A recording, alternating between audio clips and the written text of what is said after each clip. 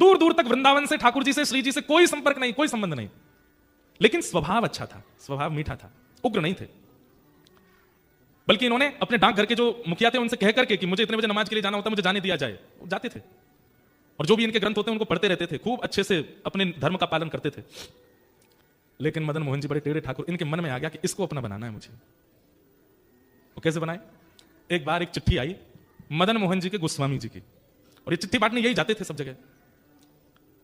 तो पहले बंधु ऐसा था कि बहुत ज्यादा भारत में अशांति सी रहती थी, मंदिरों को तोड़ने के भय से, मंदिरों में कुछ उपद्रव ना कर दें इसलिए मंदिरों में नियम था कि केवल हिंदू अंदर जाएंगे, बाकी कोई नहीं जाएगा। तो बाहर बड़ी स्ट्रिक्टनेस रखी जाती थी। तो जैसे ये मदन मोहन जी के गोस्वामी जी की चिट्ठी लेकर के जैसे ही सीढ़ी चढ़ने लगे ऊपर, तो द्वारपाल ने इनको वहीं रोक दिया। बोले क्या बात है, क्यों चढ़े आ रहे हो ऊपर? बोले अरे भैया हम डाकघर से आए हैं, चिट्ठी है, गोसाई जी की चिट्ठी देने आए हैं। बोले आप यहीं रुक जाओ, हम गोसाई जी को बुला के ला रहे हैं, भीतर मत आना। हाँ नहीं आ रहे, हमको भी कोई शौक नहीं अंदर आने का, यहीं खड़े हैं, बुला दो। अब वो द्वारपाल भीतर गया, पीछे जाकर के जाने ऐसी कोई क्या व्यवस्था उसको लगी, वो वहीं व्यस्त हो गया उसको करने में, गोसाई जी को बुलाना ही भूल गया। अभी बाहर खड़े खड़े प्रतीक्षा करें, दोपहर हो रही है, इतनी तेज धूप पड़ रही है, अभी तक आए नहीं। थोड़ी देर प्रतीक्षा करने के बाद इन्होंने द्वार खोला, मंदिर का मुख्य द्वार बाहर वाला खोला, खोल करके भीतर प्रवेश कर गए। डर तो रहे थे कुछ हो नहीं जाए, इधर उधर देखा, गोसाई जी, अरे भैया द्वारपाल कहां हो, चिट्ठी हम लेके खड़े, ले तो जाओ। कोई प्रत्युत्तर नहीं देवे।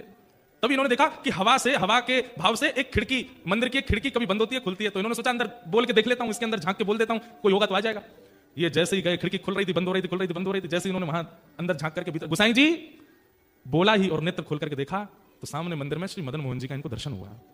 त्रिभंग ललित ठाकुर जी खड़े हैं और मंद मंद नेत्रों से, वैसे तो मूर्तिमंत ठाकुर जी ऐसे ही रहते हैं, लेकिन जैसे ही इन्होंने भीतर झांका तो ठाकुर जी इनको देख करके अपने नेत्र मटकाने लगे, ऐसे ऐसे करने लगे और बार बार ऐसे पलक झपकाने लगे। ये देख करके ये तो वहीं धड़ाम से गिर पड़े। अब तो इनके मन में वही भाव चले, ये कौन था? ऐसे कमल जैसे कटाक्ष नेत्र, ऐसी सांवली सूरत, ऐसे टेढ़ा सा ये पैर, ये टेढ़े से ये हाथ, ये पीतांबरी पहना, मुख पे वंशी धरे, ये कौन है ये? इन्होंने जैसे तैसे अपने आप को उठाया, जैसे ही पुनः चढ़ने लगे, इतने में ही द्वारपाल आ गया। ए, तुमको मना किया था भीतर मत आना, तुम भीतर घुसे चले आए। भैया तेरे हाथ जोड़, एक बार देखने दे, मैं चला जाऊंगा, मैं मेरे को नहीं आऊंगा, दोबारा नहीं आऊंगा, एक बार देखने। बिल्कुल नहीं, निकलो यहां से बाहर। जैसे किसी प्यासे को 2 बूंद पानी पिला करके पानी दूर कर लिया जाए, वो स्थिति हो गई। चिट्ठी देकर के द्वारपाल को ये तो चले गए, लेकिन मन चुरा लिया ठाकुर जी ने। मेरो मन गिरधर छवि पे अटक्यो, मेरो गिरधर छवि पे। ये स्थिति क्या है? यहां आप नहीं चुन रहे ठाकुर जी को, ठाकुर जी चुन रहे हैं आपको। और भैया जब ठाकुर जी चुनते हैं ना तो स्थिति अवर्णनीय हो जाती, वर्णन नहीं कर सकते उसका। बहुत वर्षों बाद मुझे ये कथा याद आई है, ध्यान से सुनिएगा। काले खां चले गए, लेकिन अब चल रहे हैं तो भी नेत्र बंद करते हैं तो वही स्वरूप दिखाई दे रहा है। वो नेत्र अपने ऐसे ऐसे मटका रहे थे, वो अनुभव आ रहा है।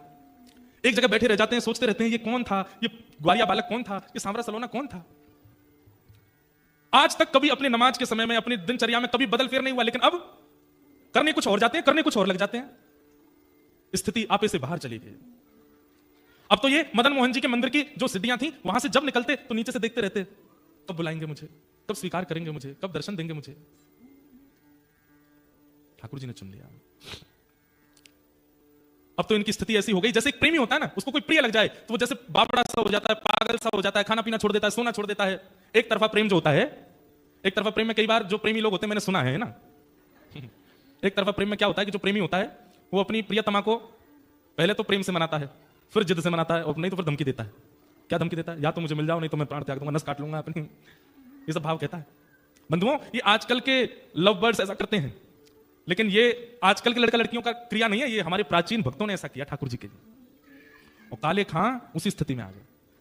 बहुत दिन तक प्रयास किया कि मुझे कैसे भी ऊपर बुला लें, एक बार अपनी रूप छटा दिखा दें, लेकिन ठाकुर जी तो उनका स्वभाव है तड़पाना। जब नहीं दर्शन हुए तो एक दिन काले खां ने कसम खा ली, बोले ठाकुर जी या तो मुझे दिख जाओ, या तो मुझे मिल जाओ, नहीं तो मैं अनशन व्रत पर बैठा हूं, मृत्यु पर्यंत प्राण त्याग दूंगा। ऐसी स्थिति हो गई। धीरे धीरे अपना काम छोड़ दिया, परिवार वालों से दूर रहने लगे, अपने नियम क्रम सब से बिल्कुल ना इधर के रहे ना इधर के, बीच में आ गए बिल्कुल। स्थिति अवर्णनीय हो गई। काले खां ने ठाकुर जी के सामने कसम खा ली, या तो मुझे दर्शन करा दीजिए, नहीं तो मैं अनशन व्रत करके अपने प्राण त्याग दूंगा। एक दिन, 2 दिन, 3 दिन व्यतीत हो गए भोजन किए बिना।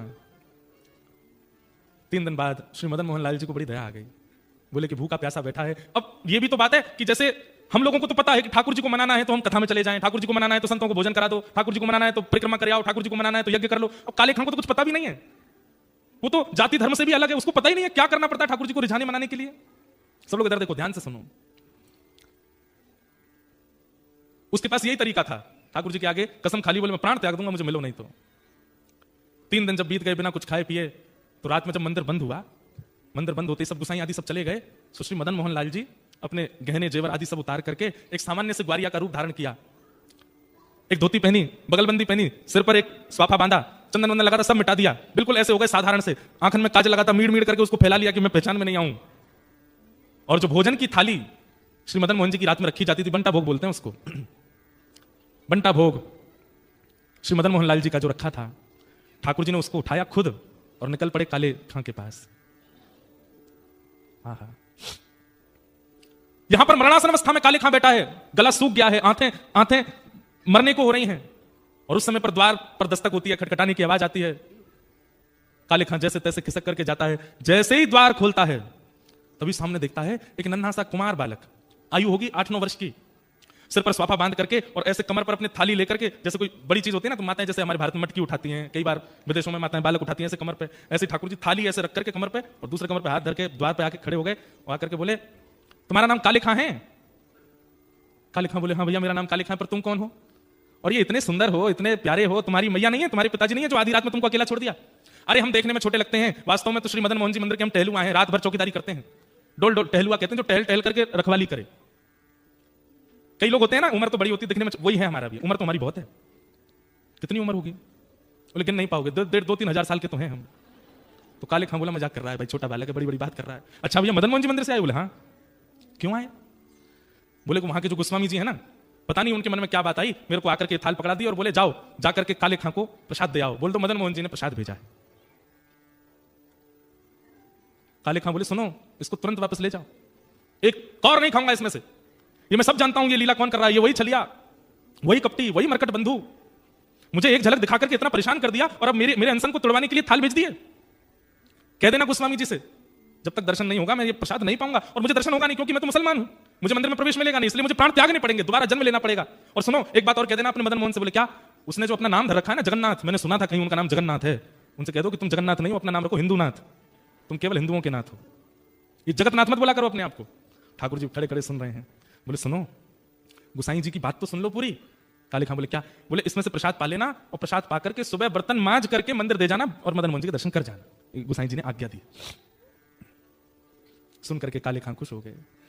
लेकिन अब स्थिति ये हो गई कि पहले तो हर जगह मदन मोहन जी दिखते थे, लेकिन अब वो टहलुआ दिख रहा है।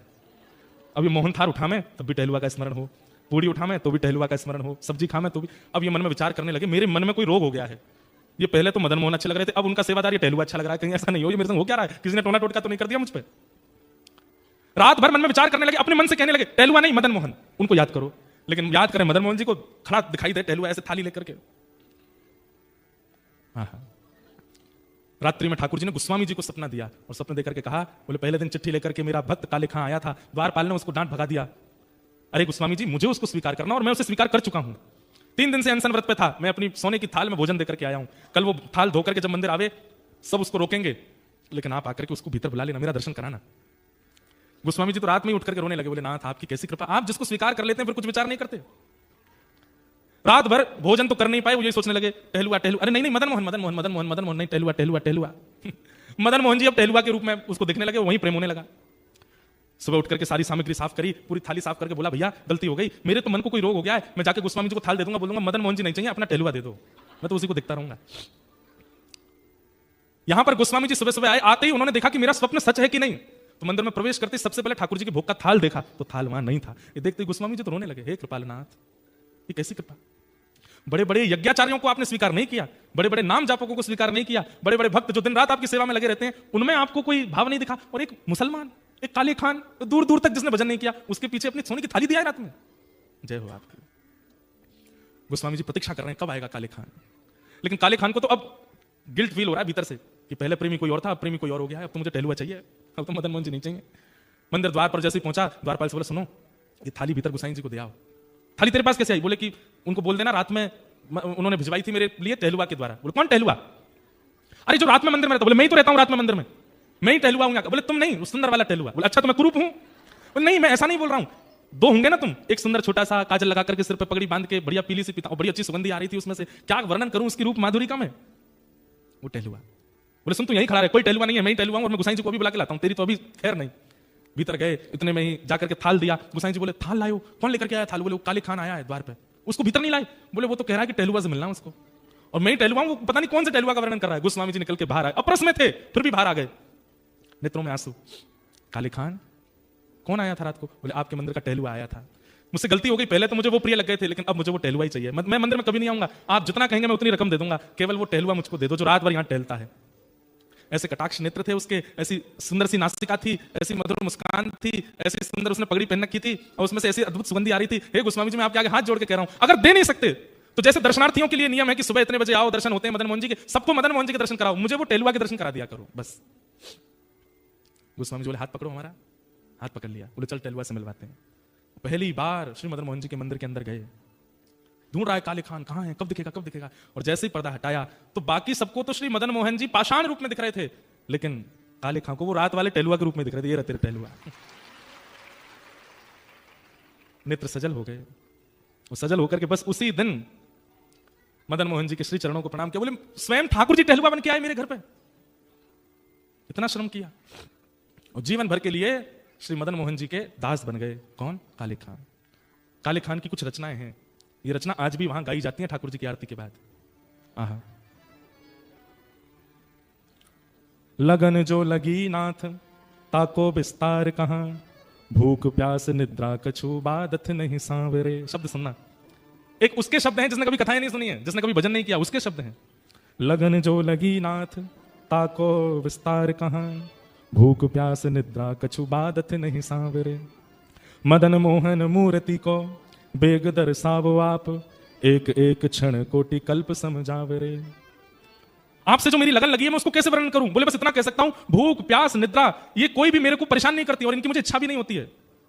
मदन मोहन मूर्त को बेग विस्तार दर्शावो, एक एक क्षण कोटि कल्प समझावरे। आपको देखे बिना एक एक क्षण मुझे ऐसा लगता जाने कितने घंटे कितने कल्प बीत गए हों।